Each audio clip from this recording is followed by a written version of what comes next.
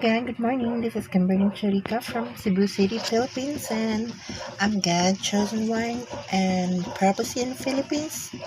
I just want to share for all and for coming others chosen ones that sometimes separation is protection, sometimes rejection is redirection, and each closed door is a blessing.